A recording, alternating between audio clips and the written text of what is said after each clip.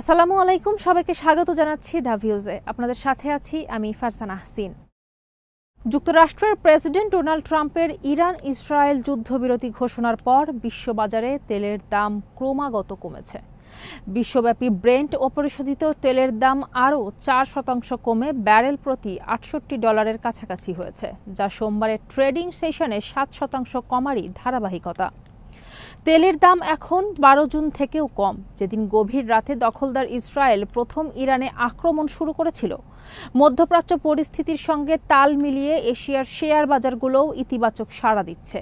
Japan, দক্ষিণ Korea এবং অস্ট্রেলিয়ার প্রধান সূচকগুলো ঊর্ধ্বমুখী।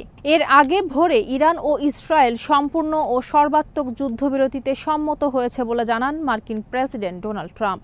সামাজিক যোগাযোগ মাধ্যমে দেওয়া এক ঘোষণায় ট্রাম্প বলেন, এই যুদ্ধবিরতি কার্যকর হবে 6 ঘন্টার মধ্যে, যখন ইসরায়েল ও ইরান চলমান অভিযান শেষ করবে। অবশ্য ইসরায়েল ও ইরান কোনো পক্ষই এখন পর্যন্ত যুদ্ধবিরতির বিষয়ে আনুষ্ঠানিক কিছু জানায়নি। ইরানের পররাষ্ট্রমন্ত্রী আব্বাস আরাকচি বলেছেন, ইসরায়েল আগ্রাসন বন্ধ করলে তার দেশও হামলা চালাবে না। এদিকে জাপানের প্রধানমন্ত্রী শিগেরু ইশিবা চলতি সপ্তাহে নেদারল্যান্ডসের হেগে অনুষ্ঠিত ন্যাটো সম্মেলনে অংশ নেওয়ার পরিকল্পনা বাতিল করেছেন। 24 থেকে 26 জুন পর্যন্ত অনুষ্ঠেয় এই বৈঠকে যোগ না দেওয়ার সিদ্ধান্ত এসেছে এমন এক সময়ে যখন দক্ষিণ কোরিয়া, অস্ট্রেলিয়া এবং নিউজিল্যান্ড ইন্দো প্যাসিফিক অঞ্চলের 3 গুরুত্বপূর্ণ মিত্র দেশের নেতারাও সম্মেলনে অংশ না নেওয়ার কথা জানিয়ে দিয়েছেন। এ ধরনের সমন্বিত অনুপস্থিতি একদিকে যেমন ন্যাটোর সঙ্গে ইন্দো প্যাসিফিক অঞ্চলের ভবিষ্যৎ অংশীদারিত্ব নিয়ে প্রশ্ন তুলছে, তেমনি আন্তর্জাতিক কূটনীতিতে একটি বড় সংকেত হিসেবেও দেখা হচ্ছে।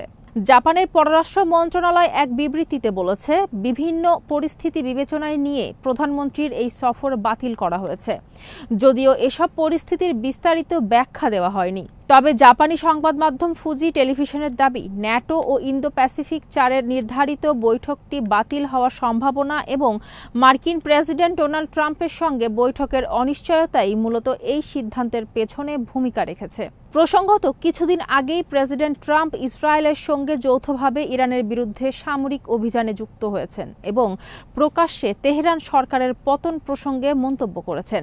এই ভূ রাজনৈতিক উত্তেজনার মধ্যে সফর বাতিলের সিদ্ধান্তকে অনেকেই কৌশলগত হিসেবেই দেখছেন।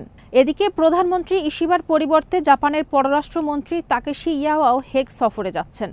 তিনি ন্যাটো সংক্রান্ত কার্যক্রমে অংশ নেওয়ার পাশাপাশি দ্বিপাক্ষিক বেশ কিছু বৈঠকেও অংশ নেবেন বলে জানা গেছে। 2022 সালে রাশিয়ার ইউক্রেন আক্রমণের পর যখন জাপানকে প্রথমবারের মতো ন্যাটো সম্মেলনে আমন্ত্রণ জানানো হয়, তখন থেকে জাপানের নেতা নিয়মিতভাবে এই সম্মেলনে অংশ নিচ্ছেন। তবে এবছর জাপান, অস্ট্রেলিয়া এবং দক্ষিণ কোরিয়ার নেতারা সম্মেলনে না যাওয়ায় ইউরোপ ও ইন্দো প্যাসিফিক অঞ্চলের নিরাপত্তার মধ্যকার প্রতীক সংযোগে একটি ছেদ পড়েছে বলে মন্তব্য করেছেন সাবেক মার্কিন কর্মকর্তা এবং বর্তমানে এশিয়া গ্রুপ কৌশল পরামর্শক সংস্থার সদস্য ক্রিস্টোফার জনস্টোন। তিনি বলেন, জাপানের প্রধানমন্ত্রী শিগেরু ইশিবার সম্মেলন থেকে সরে দাঁড়ানোর তাৎক্ষণিক কারণ হতে পারে প্রেসিডেন্ট ট্রাম্পের সঙ্গে বৈঠকের সুযোগ না পাওয়া। তবে এর গভীরতার কারণ সম্ভবত 3 দেশের নেতার মধ্যেই মিল রয়েছে। তারা এমন একটি সম্মেলনে যোগ দিতে আগ্রহী নন যেখানে যুক্তরাষ্ট্র মিত্রদের ওপর প্রতিরক্ষা খরচ বাড়ানোর জন্য জোরালো চাপ প্রয়োগ করবে বলে ধারণা করা হচ্ছে। এরই সাথে শেষ করছি সংবাদ। সবাই ভালো থাকুন, সুস্থ থাকুন আর নিরাপদে থাকুন। আল্লাহ হাফেজ।